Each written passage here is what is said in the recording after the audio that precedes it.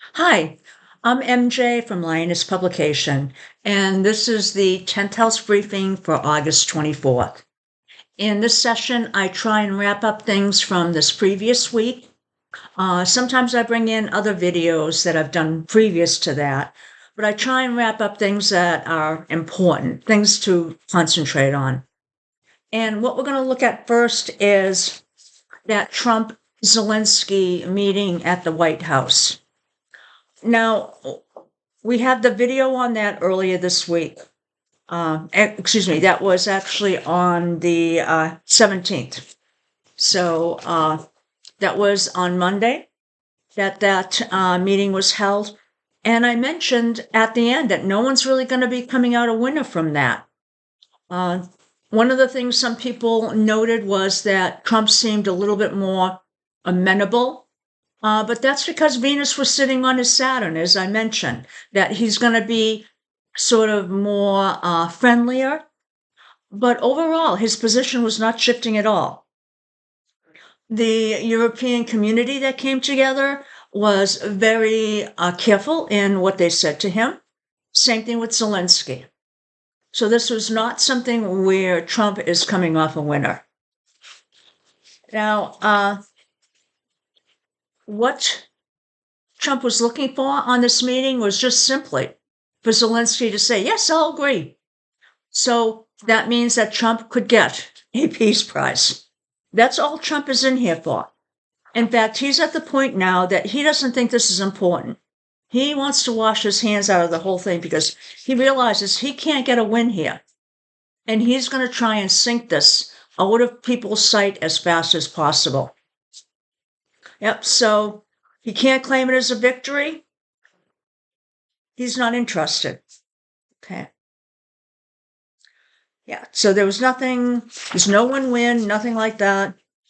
Yeah, as I mentioned, he's not in a good frame of mind when he'd had that meeting, but the Venus and with the Saturn aspect sort of clouded that up, made him seem more friendlier than he actually was. His mind was pretty much set. So who's the winner here? No winner. Trump is definitely not a winner, but what might happen as this thing progresses is that the European community will probably rally around even more to help Zelensky because they know that Trump is backing away from this whole thing, that no matter what they do, that Trump is not going to engage here because he doesn't feel that he can win. So that's not a great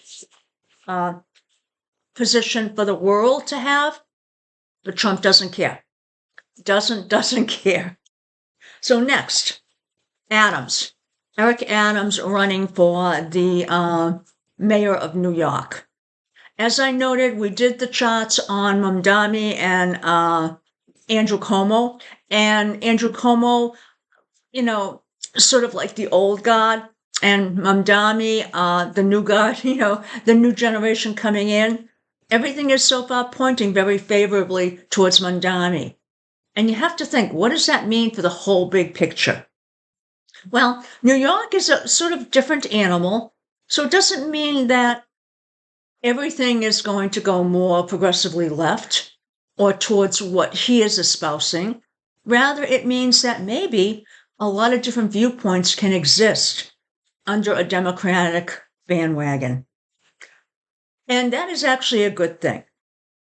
Now, one of the things I'm sort of disappointed in is I think Andrew Cuomo could do a little bit better job than attacking Mamdani in some of the ways that he is attacking him.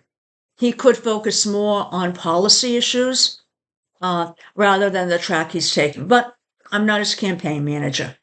I think Cuomo can still have a place in politics, but I think the more he goes down this path, he's going to be hurting himself. So who's the winner there?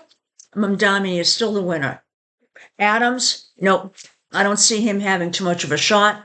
I think he does have a certain magnetism. I think people want to believe in him. But because of what's happened with his investigations, I think that they're not going to move towards him. So Mamdani still has the high point here. So now, what's next? We have Joe Rogan. I did him this week and I did Charlie Kirk week before, because I want to stop pushing in that there are some voices out there that are important. They're important because people listen to them. Doesn't necessarily mean what they're saying is true. Doesn't necessarily mean that these people know everything, but they're voices that you probably need to tune into once in a while because they have a following. They're catching some stream, some current in the political world. And to understand what's going on in politics, you have to also sort of see where they're sensing some pulsing and they're able to get in there. With Rogan, he seems like a normal, everyday guy, but he's a Leo, so he wants the attention. He also does forcefully put his opinions across in the shows. So even though, and I did watch most of his one with Bernie Sanders, and it was pretty good.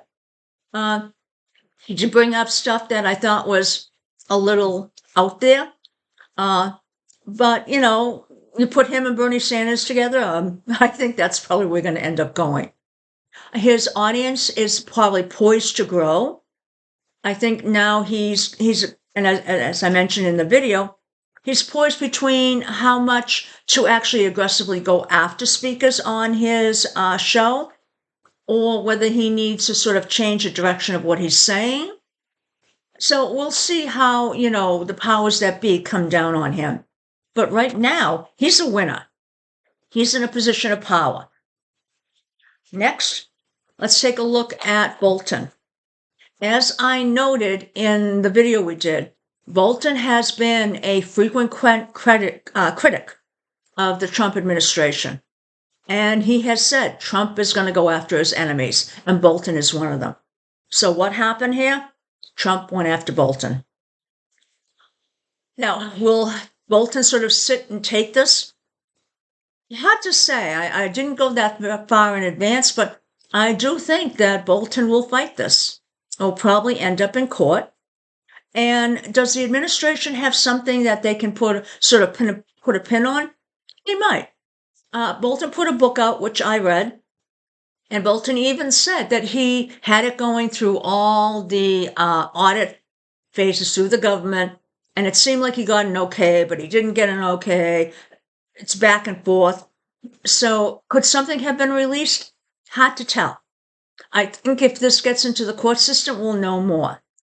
But right now, the most important thing to remember here is that Bolton has said that Trump will go after his enemies, and that's exactly what Trump is doing. He's going after his enemies. So that's important. Who's the winner? Right now, it's Trump, but don't count on that forever.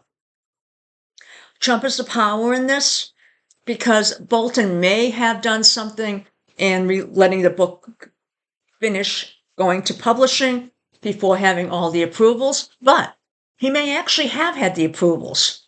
We'll have to see. So in that case, this could switch over to Bolton. Right now, though, even though Trump is the winner, people are looking at this and saying, this doesn't look good. What's next? A video that I did on July 27th, and that is the fall of 2025. I want to just sort of go through some of the things that we're expecting in July for Trump. I noted right around 9/3, he's going to have some configurations occurring. This could impact his health, which means that you could see him start to age significantly. You could start to see him sort of fade around the edges, losing his grip, in effect, his magnetism, his ability to draw people to him. So he's probably going to start looking sick. What else? Some chronic issues. So maybe the thing that's going on with his hand, or more likely his ankles, might grow into something a little bit more serious. So he's got some angles here that suggest maybe some issues with blood, so it could be blood flow. The fading away, I mentioned that. The fogginess, Yeah, it's like he's going to start to dull out at the edges. He won't be quite as forceful. So some of this is going to start coming into, you should start seeing it. Now, you're going to have some changes. Yeah, I noted maybe looking older, and this is an effect from the configurations. Between September 1st and roughly the middle of November, very important time for Trump, because this could indicate that, there are issues coming up. Now, I hope you enjoyed this, and I hope you have a great day. Bye now.